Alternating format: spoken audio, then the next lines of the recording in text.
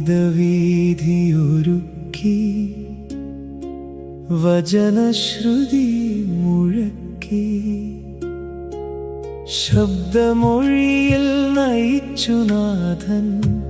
ഇന്നു കുർബാനയിൽ. എന്റെ ഓർമ്മയും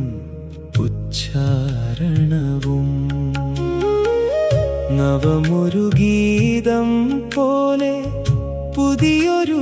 ശക്തിയേകി തൻ ശരീരം ബലിയായി വന്നു സൗഖ്യമായി പ്രത്യാശയായി സഭതൻ ശക്തിയായി തട്ടുതട്ടായി പടികയറി നടകൾ താണ്ടി ആ ബന്ധം